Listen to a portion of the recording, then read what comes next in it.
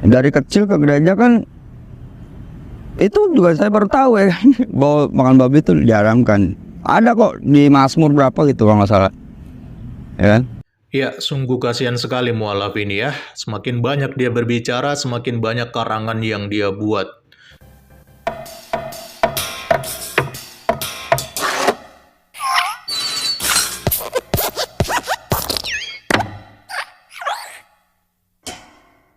Salam saudaraku, bertemu kembali dengan saya di Risans Channel, dan di video kali ini kita akan mereaction kembali sebuah video kesaksian ya dari seorang mualaf yang dipublikasikan oleh channel kebanggaan umat sebelah, yaitu Ngaji Cerdas. Kalau udah denger kata ngaji cerdas ini, pasti yang terbesit di pikiran kita kalau bukan halu ya kocak ya teman-teman. Karena sampai sekarang saya masih belum mengerti di mana letak cerdasnya. Oke, konten yang akan kita reaction dituliskan judulnya oleh Ngaji Cerdas, yaitu sengaja ngintip ke dalam masjid, ini yang dilakukan pria Kristen, kisah mualaf. Oke, langsung aja kita akan reaction videonya. Assalamualaikum sahabat Ngaji Cerdas. Perkenalkan, nama saya sebelum menjadi mualaf Wim Arbi Antoni.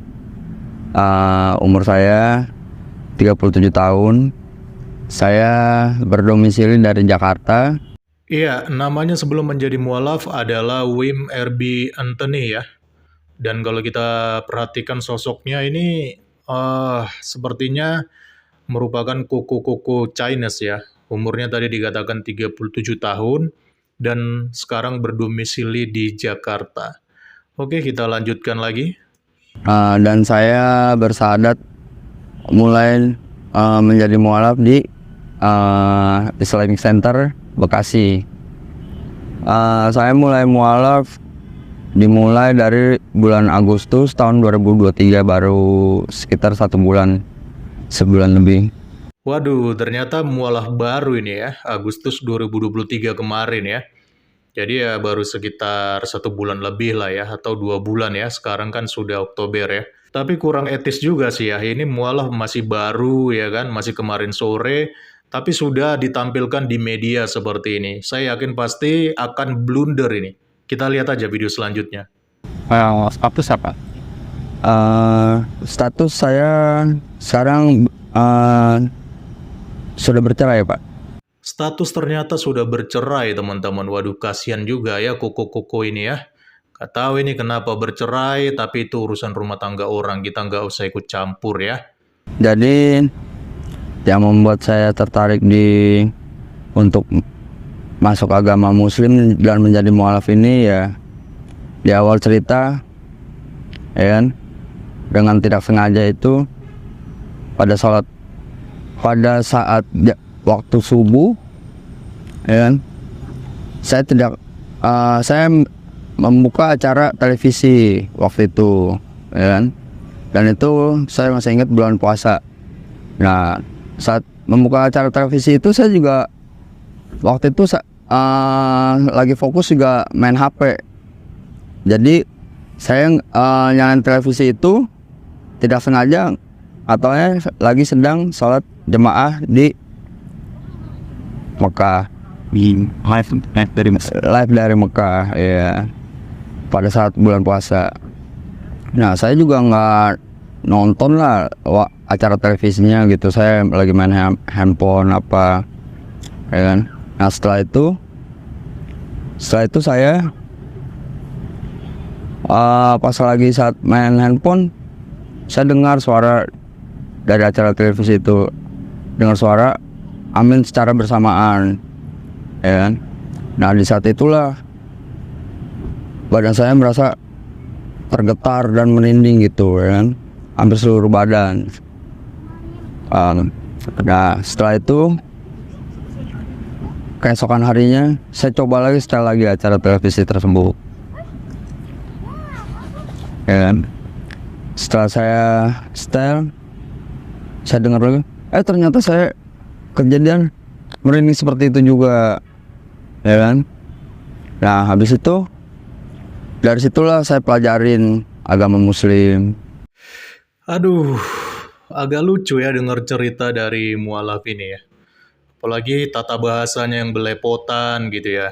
Saya jadi ingat dulu saya punya teman, dia pecandu narkoba, dia kalau sakau itu ngomongnya suka ngelantur gitu.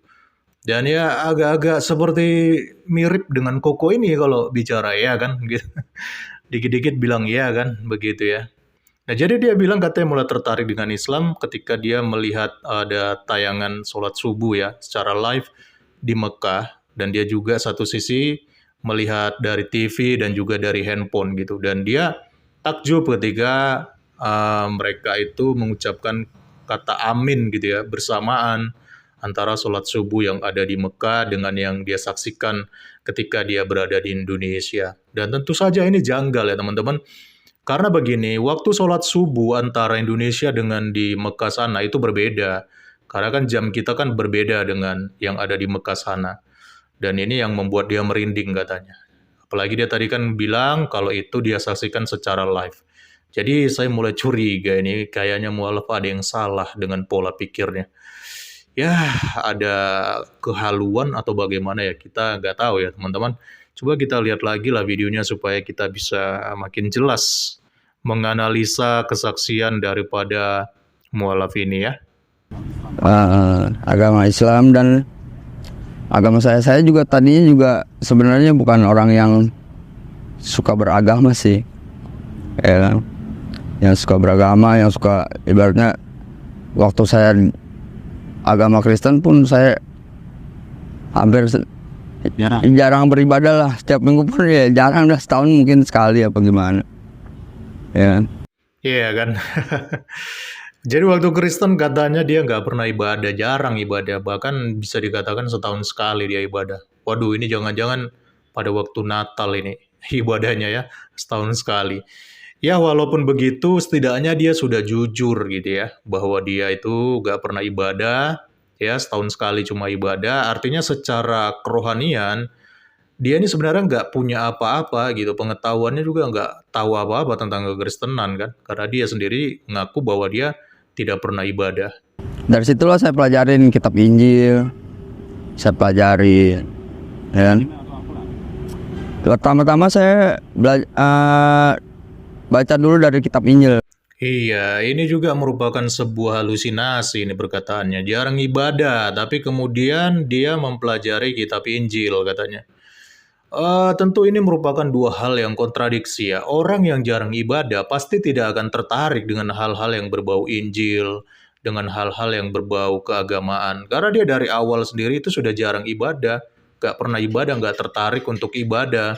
Jadi kalau kemudian ujuk-ujuk dikatakan dia mulai mempelajari Injil, nah tentu ini ada sesuatu di dalam ceritanya ini yang kemungkinan adalah halusinasi atau mengarang ya. Tapi kita lihat dulu apa yang dia katakan. Di kitab Injil itu di saat terjadi, saya buka di awal kitab Injil itu di Kejadian. Disitulah dimulai kalau misalkan firman dari kitab Injil tersebut mengatakan Allah menciptakan langit dan bumi. Allah menciptakan manusia beserta isinya dan hewan dan Adam dan Hawa, ya kan? Jadi Allah lah yang menciptakan segalanya, ya kan? Nah inilah mengapa tadi saya katakan bahwa orang ini itu ada yang salah dengan pemikirannya atau bahkan menjurus ke arah halusinasi ya. Kenapa? Karena tadi dia mengatakan dia mengaku mempelajari kitab Injil katanya. Dan dia menemukan di dalam Kejadian itu proses penciptaan oleh Allah. Tapi tentu saja ini ngawur ya teman-teman. Karena Kejadian itu bukan merupakan kitab-kitab Injil. Karena Kejadian itu adalah kitab Taurat. Kalau kitab Injil itu kan ada 4 ya. Dan 3 Injil sinoptik, yaitu Matius, Markus, Lukas, lalu ditambah dengan Yohanes. Jadi tentu dari cara bicaranya, dari penjelasannya, mu'alaf ini sama sekali tidak mempelajari apa-apa seperti pengakuannya. Ini semua hanya karangan total. Dan di kitab Injil juga saya sempat melihat sih Bang, ada kalau misalkan seperti di Muslim juga, saya juga baru tahu itu, ya kan? Jadi kalau misalkan kita makan babi pun itu haram. Ternyata, ya kan, di kitab Injil itu ada kok saya sempat baca gitu kan. Pada bagian ini semakin jelas ya bahwa memang mualaf ini sepertinya ada yang salah dengan pemikirannya dan dia terus mengarang bebas padahal dia tidak tahu apa-apa tentang Injil. Jadi dia katakan di bawah di kitab Injil dia menemukan ada larangan makan babi dan dia baru tahu itu katanya. Jadi ada larangan-larangan di kitab Injil dituliskan. Padahal larangan tentang memakan babi itu sama sekali tidak ada dibahas di dalam kitab-kitab Injil. Di mana dibahas? Itu dibahasnya di kitab-kitab Taurat ya. Jadi ada 5 itu kitab Taurat ya. Ada Kejadian, Keluaran, Imamat, Bilangan, dan Ulangan. Dan semua ya tentang hukum-hukum Taurat itu dibahas di sini. Bukan dibahas di Injil. Jadi kasihan sekali memang mualaf ini ya. Tidak tahu apa-apa, tidak mengerti apa-apa, tapi sudah harus tampil di media ya dan dipublikasikan oleh channel Ngaji Cerdas dengan segala kebodohan dan karangan bebasnya. Hah? Baru tahu juga bang. Saya ya kan, selama saya dari kecil ke gereja kan, itu juga saya baru tahu ya kan, bahwa makan babi itu diharamkan. Ada kok di Mazmur berapa gitu kalau nggak salah, ya kan? Ya, sungguh kasihan sekali mualaf ini ya. Semakin banyak dia berbicara, semakin banyak karangan yang dia buat. Dia mengatakan bahwa larangan makan babi itu dia temukan di dalam kitab Mazmur. Padahal kitab Mazmur sama sekali tidak membahas tentang hal-hal ini. Karena kitab Mazmur itu merupakan kitab-kitab puisi atau nyanyian atau juga syair ya. Ya, sekali lagi saya katakan, semua larangan tentang hal yang diucapkan itu tidak ada di Injil dan juga tidak ada di Mazmur. Itu ada di kitab-kitab Taurat. Ya, jadi sekali lagi kasihan sekali lah mualaf ini ya, yang tidak ngerti apa-apa tapi harus dipublikasikan oleh channel Ngaji Cerdas dengan segala kebodohannya. Saya juga mendalami. Bagaimana mau mendalami kalau pola pikir Anda aja seperti itu, seperti orang yang sakau gitu ya. Yang ngomong yang lantur, belepotan, gak jelas, berhalusinasi, dan juga mengarang seperti itu. Tapi kok ngaku-ngaku mendalami, ini bagaimana ceritanya ini? Bahwa pencipta kita itu hanya di kitab Injil mengatakan kan Allah ya kan. Dan waktu saat saya dalami juga, Nabi Isa pun sempat berdoa kepada Allah di Gua Kanaan ya kan. Aduh, kasihan ya. Kok bisa lah ya mualaf seperti ini tuh ditampilkan oleh Ngaji Cerdas. Masa dia bilang di Injil ya, Nabi Isa itu berdoa di Gua Kanaan katanya. Aduh, kasihan. Bener, kasihan mualaf ini ya. Yang dengan wawasan seperti itu tapi harus ditampilkan, dipublikasikan oleh channel Ngaji Cerdas. Menurut saya ini merupakan bullying sih sebenarnya. Karena secara otomatis orang yang menonton video ini, yang punya akal sehat dan berpikiran luas gitu, pasti lucu gitu loh. Malah akan jadi bahan ejekan gitu ya. Kok bisa gitu loh. Mualaf seperti ini ditampilkan gitu loh. Dengan segala omongannya yang ngelantur dan ngaco. Ya, kita lanjut lah. Ya, setelah mendalami, dapatlah saya mimpi langit itu ada di atas kepala saya, awan gitu ya kan. Nah di awan itu ya kan ada air pancuran. Saya disuruh lah sama ya entah malaikat entah siapa ya kan, pokoknya baju putih ya kan bersinar. Bang, waktu itu saya disuruh basuhlah dirimu ya kan dengan air tersebut. Ya saya ikut aja berbasuh ya kan. Mungkin apa karena saya juga sering melihat orang wudu kan, pelajarannya apa gimana. Saya kan belum pernah wudu, jadi saya bisa wudu juga kan. Jadi saya di mimpi itu saya wudu bang, ya kan. Habis wudu terus disebutkan lah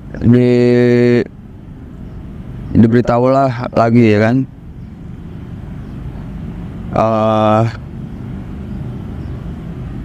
jalanlah menuju tujuanku ya kan, datanglah bersama yang lain ke tempatku ya kan. Asli dah, saya sama sekali nggak ngerti apa yang diucapkan oleh mualaf ini ya. Setelah dia mendalami katanya, padahal dia sama sekali nggak mendalami apa-apa, ya. Yang dia dalamin itu ngawur semua gitu. Dan tiba-tiba dia mengaku mendapat mimpi katanya. Dan di mimpi itu dia disuruh untuk membasuh katanya, dan dia kemudian teringat dengan wudhu. Saya melihat dari cara dia omong, betul sekali, mengingatkan saya sama teman saya yang, minta maaf ya, mantan pemakai narkoba. Jadi kadang-kadang kalau otaknya lagi hang, error gitu ya, ngomongnya ngelantur gitu. Jadi ngomongnya kayak sambil mikir gitu loh, tapi nggak nyambung gitu loh. Apalagi ada jeda-jeda seperti, iya kan? Iya kan? Tapi saya nggak ngejudge dia ya, ini teman saya. Ya karena cara menyampaikan ceritanya tuh mirip gitu loh. Ketika teman saya lagi ngelantur, lagi sakau lah gitu ya. Ya, tapi dibalik semua itu biarlah itu menjadi tanggung jawabnya si mualaf ini ya.